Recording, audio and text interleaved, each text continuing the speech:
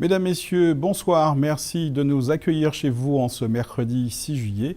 Merci de nous rejoindre pour le journal de 19 h sur Alizé Télévision. Voici quelques-uns des titres qui seront développés ce soir. Le conflit s'enlise dans la première banque de Guadeloupe. La direction assigne en justice les grévistes, des grévistes qui reçoivent le soutien de personnalités bien connues de la place. À l'instar de celle de la Côte-sous-le-Vent, les maisons familiales rurales affichent de bons résultats au baccalauréat. Du CAP au BTS, les MFR accueillent des jeunes en difficulté scolaire et sociale. Gros plan dans cette édition. Durant toute la journée, le chef-lieu accueillait une bourse aux livres. Malgré l'emprise d'Internet, petits et grands pu découvrir ou redécouvrir le plaisir de lire. Le journal, Ronnie Nabal. Et ce 6 juillet a été institué Journée internationale du baiser. Mais aujourd'hui, devant le siège de la Banque Verte à Petit-Pérou, l'ambiance n'était pas à se faire des mamours. Après bientôt une dizaine de jours de blocage du siège du Crédit Agricole, les représentants des employés grévistes et leur direction se sont rencontrés hier, mais sans qu'aucune avancée ne soit à noter. Les employés grévistes sont toujours sur leur piquet de grève et réaffirment leur mobilisation et leur détermination. Reportage, Johan Charpentier-Titi. 17 grévistes du Crédit Agricole assignés en justice de façon individuelle par la direction. C'est la nouvelle tournure, compris les événements dans ce conflit qui dure depuis plus d'une semaine. Pour l'union syndicale, il ne s'agit ni plus ni moins que d'une tentative d'intimidation. Nous avons démontré que, premièrement, il n'y avait pas eu d'agression. Deuxièmement, qui pouvait rentrer. Donc, il n'y avait aucune entrave à la liberté de circuler. Donc, finalement, c'est un montage effectif de la direction pour effectivement nous intimider par rapport à notre revendication. Délibération vendredi matin pour cette affaire. Dans la foulée, les grévistes ont accueilli sur leur piquet de grève plusieurs personnalités extérieures au conflit. Il s'agit pour ces soutiens de créer une sorte d'union sacrée pour défendre la prime de vie chère. Il s'agit pour nous d'apporter notre soutien, notre solidarité, de manière à ce qu'ils puissent résoudre leurs problèmes. Donc c'est le sens aujourd'hui de notre présence. Et je le répète, ce qui se fait aujourd'hui au Crédit Agricole risque de se faire aussi au niveau de la fonction publique, parce qu'il faut savoir que nos fonctionnaires aussi, ils perçoivent les 40% de la vie chère. Et si ça passe au niveau du Crédit Agricole, ça va passer partout. Le conflit au Crédit Agricole permet aussi à certains d'extrapoler ce problème précis vers une situation qu'ils jugent préoccupante pour la Guadeloupe. Jordan nous a dit que la Guadeloupe sont 50 minutes. Nous pas connaître à côté qui commence, mais nous savons qu'il y a des gens qui souffrent dans ce pays là ça. Et que par conséquent, nous estimons que tout Guadeloupéen qui a dit qu'il est Guadeloupéen et qui aime la Guadeloupe doit être mobilisé face à de tels agissements en pays d'y aller patronat, mais en bande de capitalistes qui espéraient toujours plus riches et qui espéraient effectivement venir plus riches au détriment malheureux. Les dernières négociations entre les grévistes et la direction se sont tenues mardi soir, sans résultat notable puisque, selon l'intersyndicale, c'est la même proposition que celle avancée la semaine dernière qui leur a de nouveau été faite, avec donc la suppression des 40% pour les nouveaux employés de la banque. Géothermie bouillante appartient désormais à la société américaine Ormat Technologies après la signature d'un accord hier au ministère de l'Environnement. Un épilogue attendu dans une affaire qui mobilise depuis plusieurs semaines les membres de collectifs de défense du patrimoine géothermique de Guadeloupe. Retour sur ce dossier avec Johan Charpentier-Titi. Il s'agit de l'unique centrale géothermique en son genre de France. Géothermie bouillante, propriété d'EDF et du BRGM, le Bureau de recherche géothermique et minière, passera bientôt sous pavillon américain. Le fruit d'une recommandation de la Cour des comptes qui a préconisé le rachat des parts du BRGM, actionnaire majoritaire en grande difficulté financière. L'américain Ormat Technologies, leader mondial dans le secteur de la géothermie, s'est donc positionné en décembre 2015 pour le rachat de 85% du capital. Cette ouverture de capital va apporter deux choses. D'une part, le professionnalisme du premier au niveau mondial dans le domaine de la géothermie. C'est quand même, je pense, un honneur de voir que le premier s'intéresse à nous. Et ensuite, des capacités financières qui, pour des raisons diverses, nous manquaient pour pouvoir asseoir des projets de développement qui sont indispensables à ce site, qui est sorti d'une période difficile, mais qui reste un site porteur de beaucoup de progrès. C'est là que les ennuis débutent.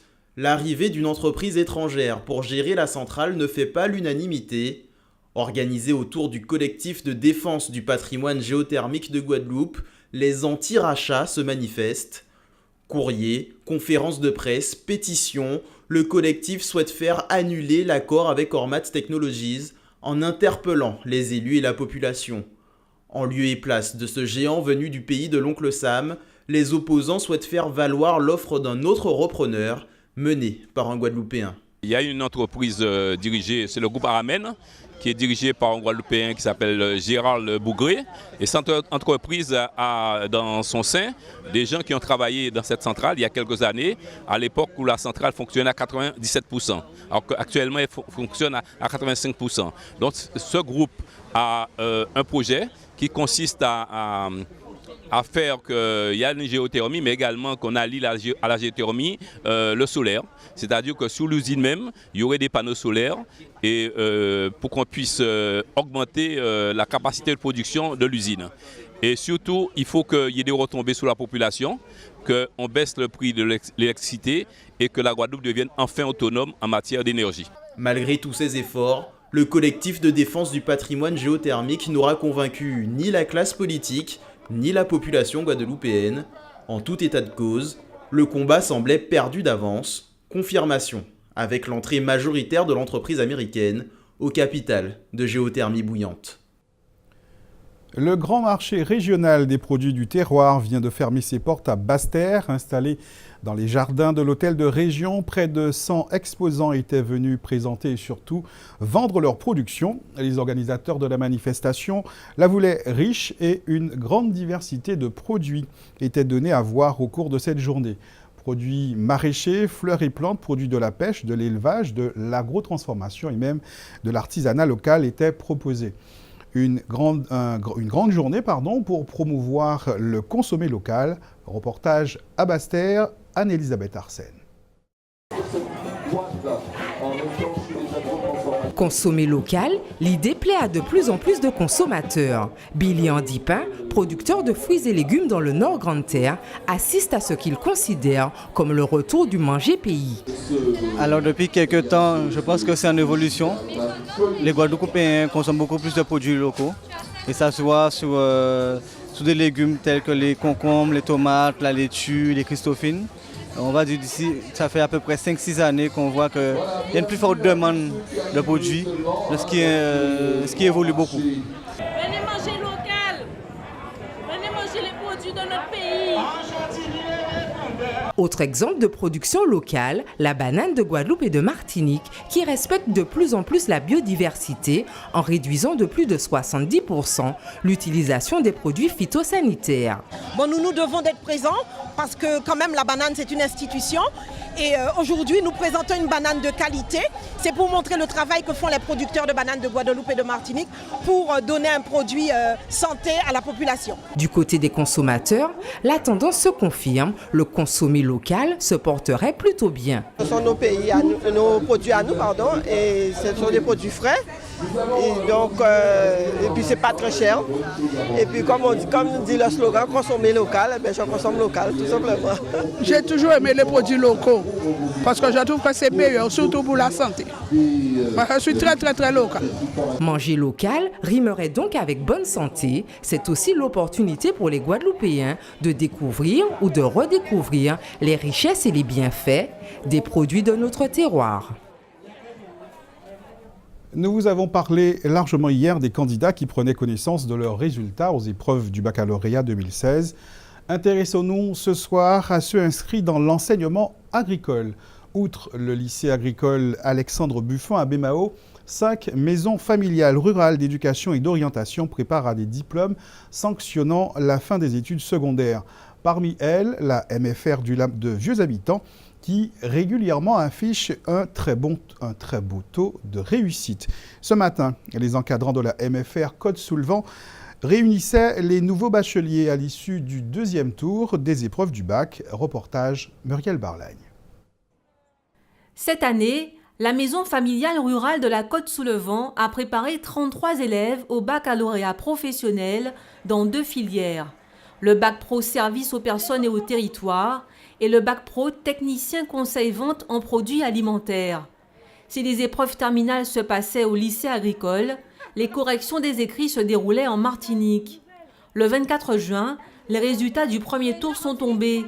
23 élèves ont été reçus, dont 16 avec mention. J'étais super contente. Pendant 3 ans, on a travaillé et à la fin, je vois que j'ai eu mon bac avec la mention bien. Alors j'étais super contente. Je suis très contente parce que je travaillais pendant 3 ans et ça fait toujours plaisir d'avoir une mention. Donc ça fait plaisir d'avoir eu ma mention bien.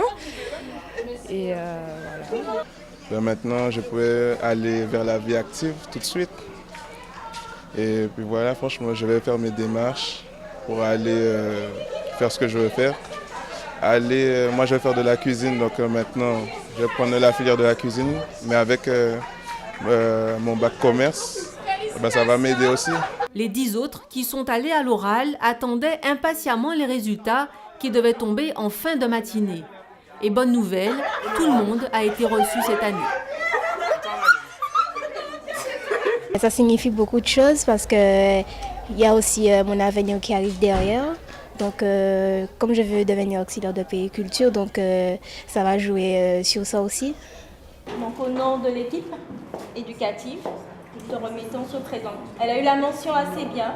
Donc, félicitations encore. Dans la foulée, l'établissement a organisé une cérémonie pour féliciter les élèves accompagnés de leurs parents. Manière de clôturer un parcours qui, pour certains, a commencé dès la classe de 4e.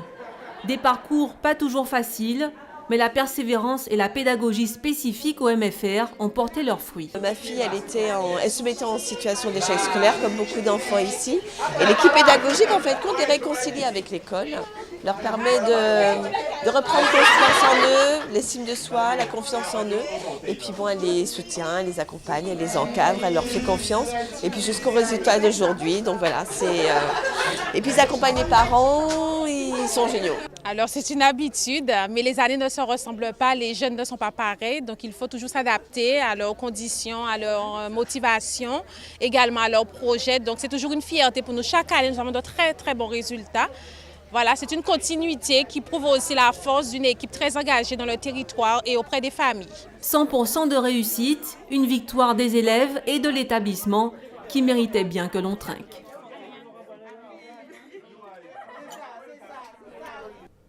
Les maisons familiales rurales d'éducation et d'orientation existent depuis bientôt 80 ans en France et l'institution est présente en Guadeloupe depuis 1969.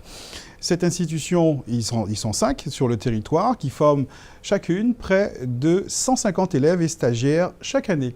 La mission des MFR ne se limite pas uniquement à l'instruction, ce sont de véritables écoles à la vie. Présentation de cette institution avec Muriel Barlagne. La maison familiale rurale de la Côte-sous-le-Vent existe depuis 1980.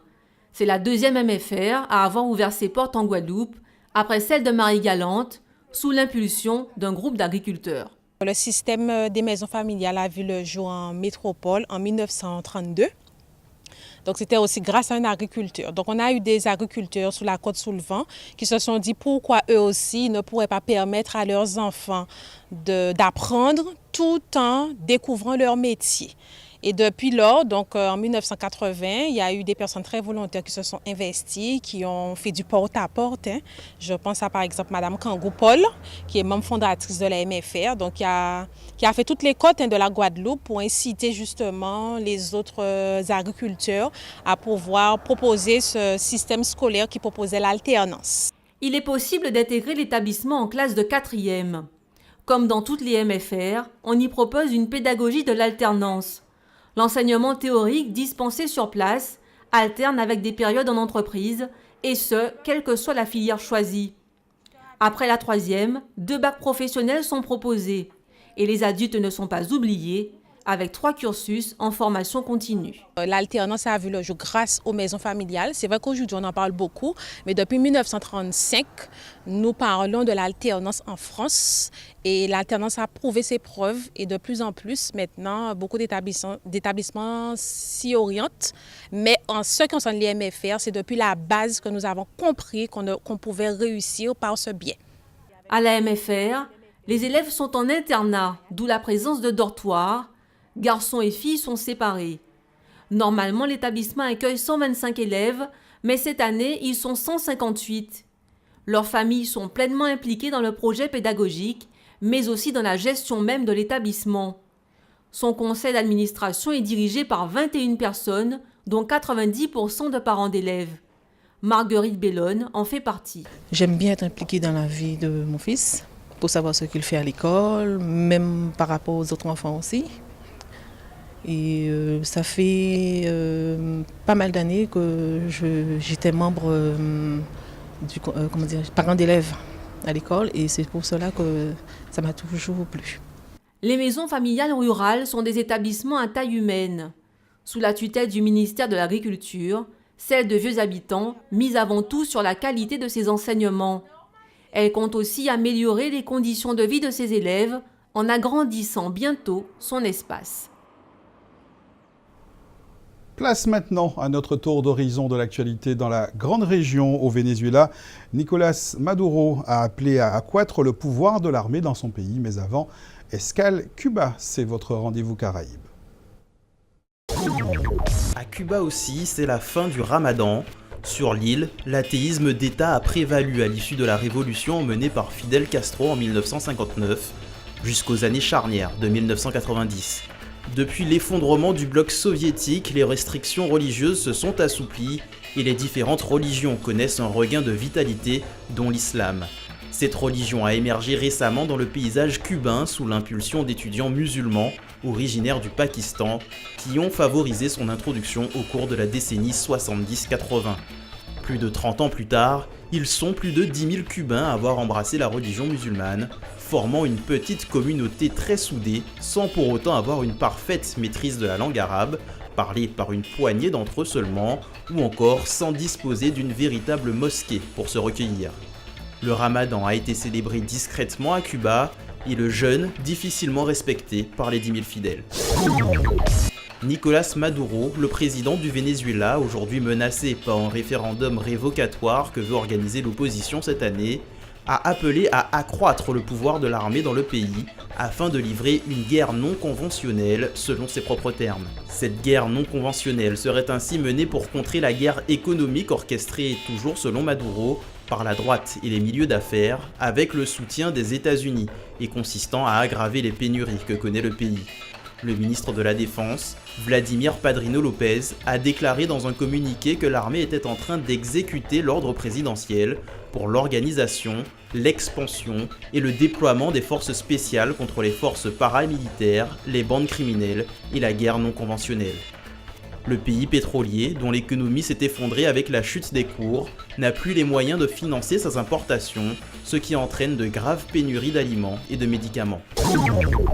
Le 11 août 2012, Keishorn Walcott avait créé la surprise en devenant champion olympique du lancer du javelot à Londres à l'âge de 19 ans. Il devançait alors l'Ukrainien Oleksandr Piatnitsa et le Finlandais Antti Ruskanen pour devenir le plus jeune champion olympique du lancer de javelot, le premier à réussir un doublé titre mondial junior, titre olympique en athlétisme la même année, et seulement le second médaillé d'or trinidadien après Azeli Crawford sur 100 mètres à Montréal en 1976. 3 jours après son titre olympique, il réalise la meilleure performance de sa jeune carrière en envoyant son javelot à 84,58 mètres. Son objectif pour 2016 est bien sûr de conserver son titre olympique lors des prochains Jeux qui se tiendront à Rio du 5 au 21 août prochain. La très contestée loi travail a finalement été adoptée aujourd'hui en deuxième lecture à l'Assemblée nationale. Cette loi rédigée par la ministre du Travail Myriam El Khomri vient notamment réformer les conditions du licenciement économique.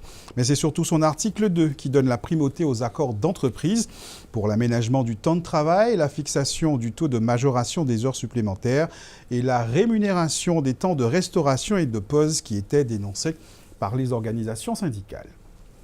Vive les vacances, à bas les pénitences, les cahiers au feu et les livres au milieu, chantaient les élèves, les écoliers d'avant.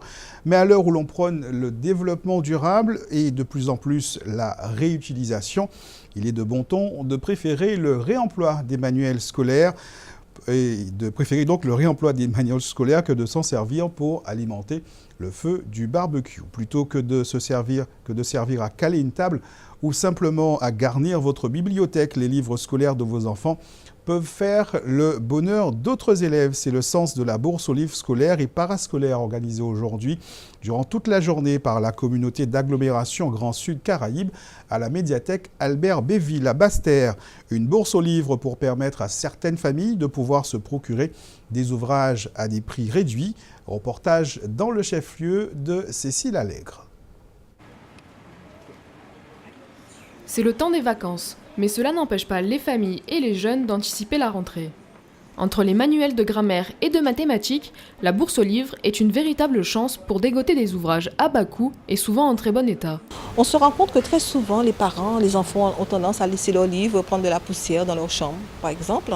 Et pour nous, justement, aujourd'hui, c'est de pouvoir permettre justement aux parents et aux jeunes de pouvoir vendre leurs livres à des prix dérisoires. Pour ces jeunes filles, cet événement est l'occasion de proposer d'anciens romans, mais surtout d'en acheter de nouveaux pour satisfaire leur passion pour la lecture. Mais j'aime bien lire, c'est une passion. J'aime Harry Potter, des romans et des contes aussi. La place des nouvelles technologies et surtout d'Internet a réduit le temps passé la tête dans les livres. La médiathèque Albert Béville affiche ouvertement sa volonté de proposer un accès de plus en plus simple à la population à travers des actions comme les bourses aux livres. Le livre, c'est communiquer avec quelqu'un qui n'est pas là. On peut même s'autoriser à critiquer. Par exemple, mettre des commentaires en marge, si c'est votre livre, bien sûr. Si c'est celui de quelqu'un d'autre, on n'y a pas droit. Donc je pense que c'est un plaisir à faire partager. Je pourrais dire ça, c'est toute ma vie. Le livre a toujours fait partie de mon univers. Lire est un plaisir à faire partager, un trésor de connaissances et de découvertes souvent délaissé aujourd'hui. Quelques mots de sport et de foot précisément pour clore cette édition. C'est l'équipe du Portugal qui gagne le premier match de demi-finale de l'UEFA Euro 2016. Cristiano Ronaldo et ses coéquipiers gagnent face aux joueurs du Pays de Galles par 2-0 sur le terrain du stade de Lyon. Ils retrouveront en finale les vainqueurs du match Allemagne-France qui va se jouer demain au stade Vélodrome de Marseille. C'est la première fois que les deux équipes se rencontrent et ils sont face à face dans le cadre de l'Euro. Lors de leur précédente rencontre en Coupe du Monde, c'est l'Allemagne qui l'a emporté. C'était au Brésil en quart de finale. Rendez-vous donc demain 15h pour le coup d'envoi de cette rencontre décisive pour les Bleus. Un point sur la météo pour ce soir et demain. De faibles ondées sont possibles ce soir, voire quelques orages en milieu de nuit sur quasiment toutes les communes de l'archipel de Guadeloupe. Demain matin, le beau temps revient, mais le ciel risque d'être voilé par la brume. L'indice Atmo devrait rester à 6 pour une qualité de l'air médiocre selon Guader. Dans un instant, la Minute Sport d'Éric Pommier, suivi des informations nationales et internationales. Ce soir, vous avez rendez-vous avec l'infatigable Marc Lesgui pour le magazine E égale M6. Passez une bonne soirée sur Alizé Télévision. On se donne rendez-vous demain 12h30 pour un nouveau point sur l'actualité locale et régionale.